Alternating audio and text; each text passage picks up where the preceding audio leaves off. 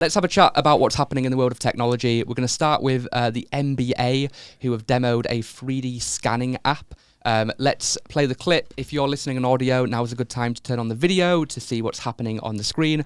Essentially, this new technology allows you to scan an individual, like this chap standing on the stage, from different directions, and then using this 3D technology, instantly, magically even, you can put that person into a game. So you can select a character, you see how it's changing colours on the individuals on the screen, and then if they pick that person, boom, click a button, and that will change the character to the person that was being scanned. So you can now be in the NBA without having to have any of the skills, which is perfect for me because I can't slam a basketball to save my life. There he is close up. There's the crowd. They're going crazy. They're going insane.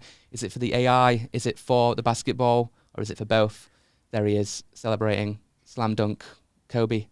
It happens. That is incredible technology from a 3D, almost AR perspective, you could even say. But crazy to see where this is going and the potential that it could have in the future. Let's get your reactions to this when you see this clip. So Neil, when you see that, what do you think? What comes to mind?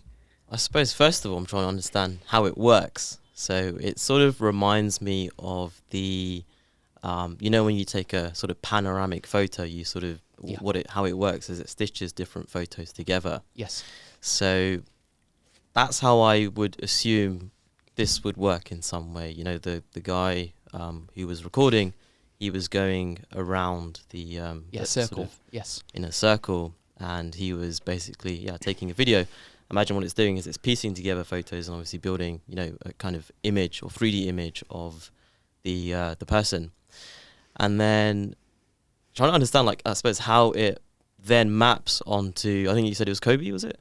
Well, no, I just saying Kobe because that's like the meme, right? You slam dunk. I'm not sure who the player was. It might be. I'm not a big basketball player, but yeah, you can select any person in theory and instantly put you in the game. And I believe this is an update to an app they have coming out very, very soon, which is going to be interesting to see. I suppose the fun that you can have with it in first, and then the potential use cases a little bit later on. What's your takes, Samuel, when you see that clip? I think it's very cool because you don't get to play in those sort of tournaments and then with those players. Yeah. And it will be pretty cool if you can actually take your 3D avatars and then you can get into the game. Yeah. Then play with your friends or family. Yes. I think it's cool. It's fun. Yeah.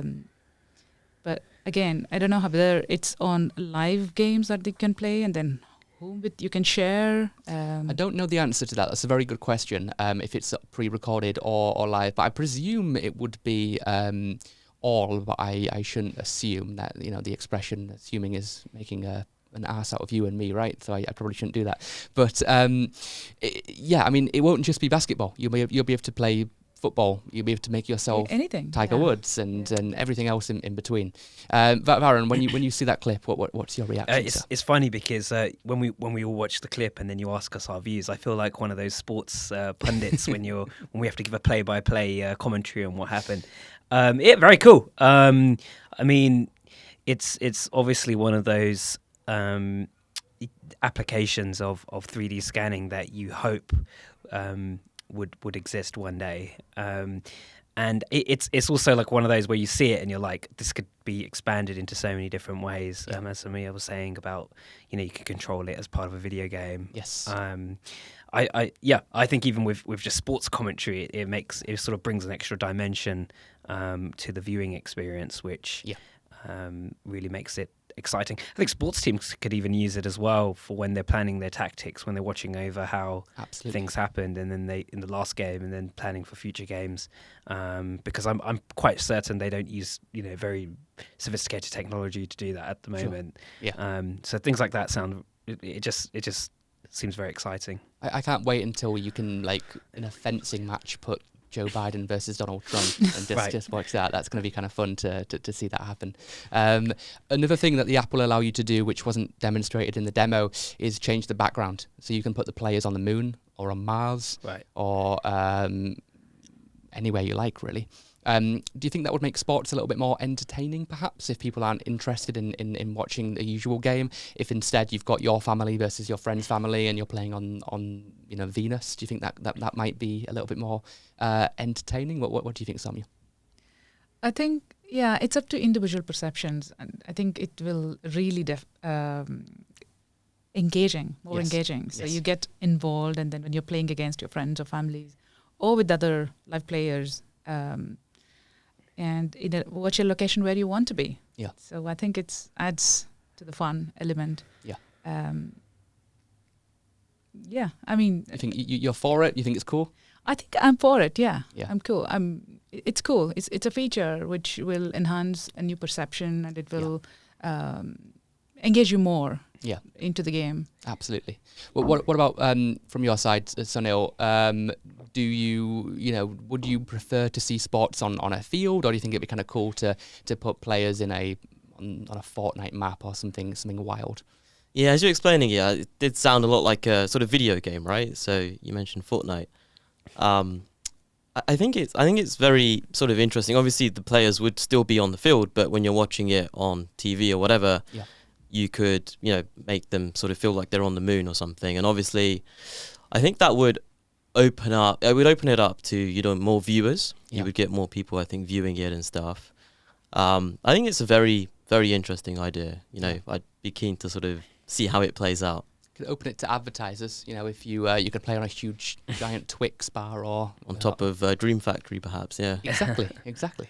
Varun, what's your take on the swapping out the backgrounds aspect? Do you see that as a good idea? It sounds fun.